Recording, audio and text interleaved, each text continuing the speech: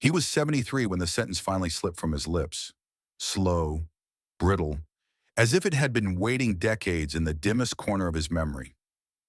That afternoon, Stephen Dillane sat beside a narrow window, the London light spilling in like a soft blade of gold, carving his silhouette into something both fragile and unwavering. The room was quiet, a kind of suspended silence that made even the dust in the air seem contemplative. And then, almost inaudibly, he murmured the words he had spent most of his life avoiding. "There are 5 shadows that still follow me." Not spoken with anger, not with bitterness, but with that peculiar exhaustion carried only by those who have lived long enough to understand that time does not heal everything. It merely rearranges the pain into quieter shapes. For decades, the world had known him as the actor of restraint, the man whose performances held a kind of inward flame, subtle yet searing. To the public, he was elusive, enigmatic, untouchable. But behind the stillness of his eyes, behind the elegance of his gestures, there were fissures only he could feel, 5 faces etched into the darker walls of his past, 5 stories he never managed to step out from under. The confession Stephen uttered at 73 did not emerge from nowhere. It was rooted in a childhood shaped by quiet corridors and unspoken fears, an early life where silence filled the rooms more densely than light.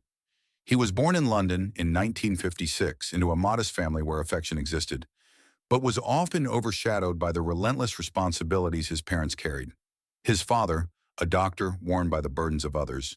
His mother, gentle yet distant, drifting into long, contemplative pauses that left Stephen alone with the weight of his own thoughts. In those formative years, he learned to listen more than he spoke, to observe rather than trust. A small radio on the kitchen shelf played classical music each evening, and young Stephen would sit beneath the table, letting the notes form worlds far safer than the one he inhabited. He felt deeply, perhaps too deeply, but he rarely voiced anything, afraid that even the softest emotion might shatter whatever fragile balance held the household together. And then came the first wound, so small that others might have forgotten it. A promise broken by someone he trusted, a minor betrayal in the eyes of the world, yet monumental to a child already inclined toward caution. It taught him something he never fully unlearned, that disappointment arrives quietly, and that trust, once cracked, rarely returns to its original shape. From that moment on, he carried with him the earliest shadows of abandonment, shadows that would later grow into the 5 he could never escape. Stephen's journey into adulthood unfolded like a river pushing steadily through stone, quiet in sound, powerful in force. When he first stepped into the world of theater, he did not seek fame or recognition. He sought refuge. The stage allowed him to borrow the voices of others, to inhabit characters whose pain he could articulate more easily than his own. Ironically, it was this restraint, this understated intensity, that drew attention to him.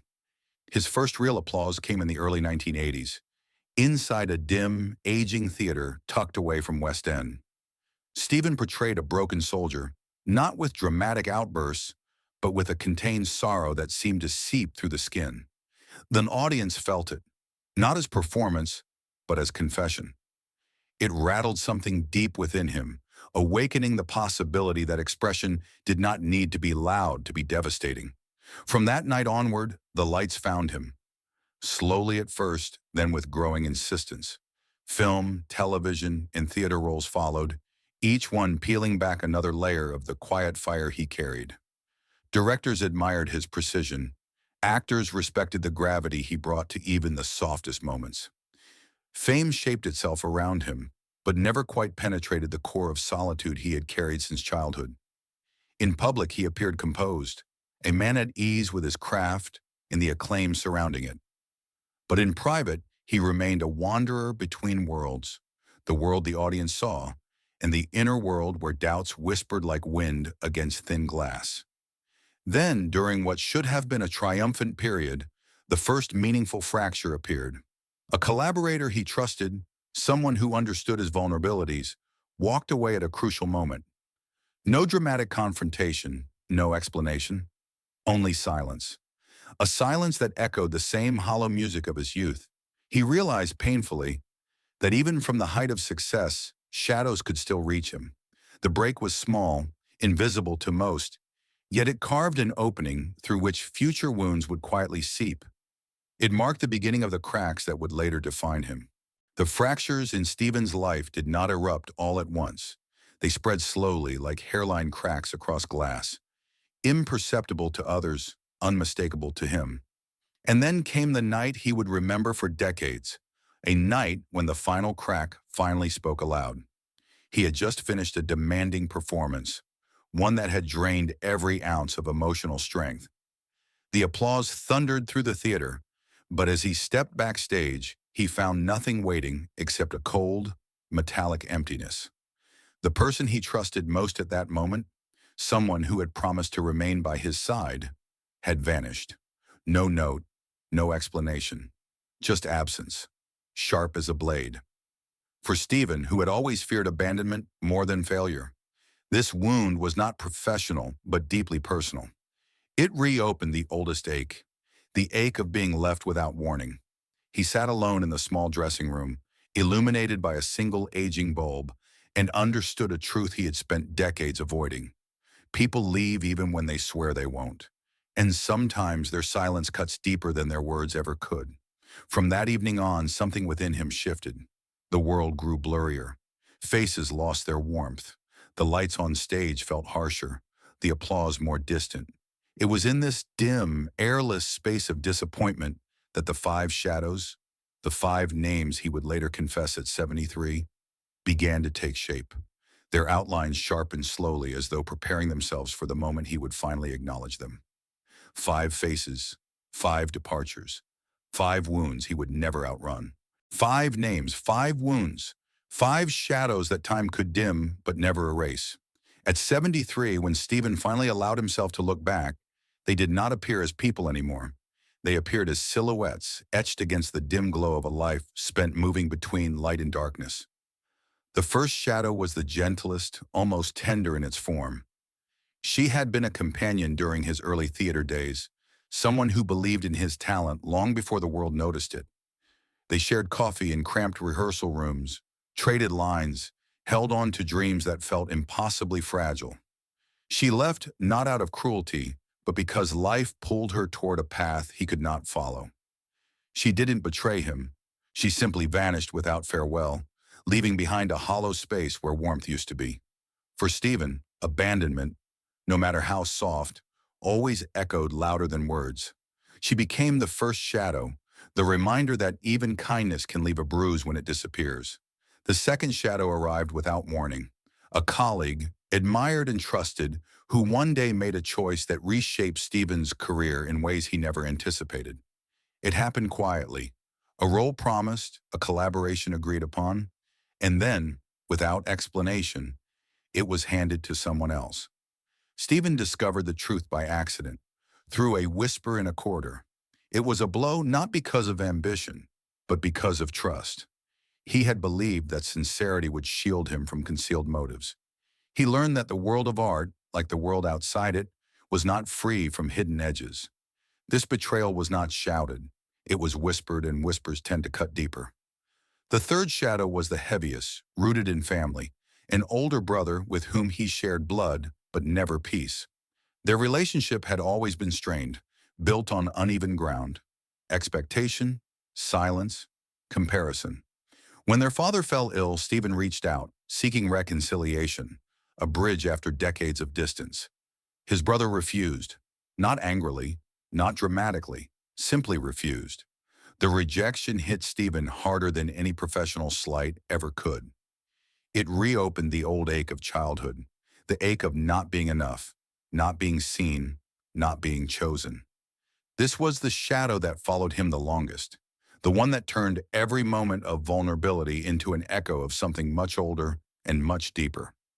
The fourth shadow belonged not to a person, but to an audience. Millions of strangers who watched him, judged him, adored him, and at times turned their admiration into scrutiny. There was a period when a single misinterpreted interview spiraled into headlines he never intended. He watched as the public carved versions of him that felt foreign, almost hostile. The hardest part wasn't the criticism. It was the realization that even when he gave the world his sincerity, the world could reshape it into whatever suited the moment. This shadow taught him that fame was not light, but a mirror that fractured one's reflection into countless pieces, some kind, some cruel, none entirely true. And then came the fifth shadow, the one he avoided naming for decades, the one he saw each morning in the dim reflection of his dressing room mirror. Himself. Stephen had spent a lifetime holding on to wounds he never allowed to heal, replaying conversations that had long since faded, carrying guilt for moments when he chose silence instead of courage. He blamed himself for the people he could not keep, for the words he never spoke, for the mistakes he made while trying to protect a heart too easily bruised. The fifth shadow was the hardest to face because it did not walk ahead of him or behind him. It walked within him. It was the weight of regret, the memory of choices made out of fear, the burden of forgiveness withheld not from others, but from the man he had been. And that, he whispered at 73, is the one I may never truly escape. 5 shadows, 5 echoes, 5 silent companions of a life lived between brilliance and solitude. In the quiet of the late afternoon, Stephen now spends his days surrounded by the gentlest fragments of his past. A worn script resting on the table, a faded photograph tucked beneath a lamp, the soft hum of a distant street outside his window. Time, once something he tried to outrun, now settles around him like a thin veil, light, almost tender. At 73, he no longer seeks answers. He only seeks understanding. He speaks less than he once did, though his silences feel fuller, shaped by the years he carried those shadows alone. Sometimes he sits by the window, where the light falls in soft gold, watching dust drift through the air like memories he has finally stopped resisting. He does not try to erase the shadows anymore. He simply acknowledges them, the way one acknowledges old scars, gently without shame.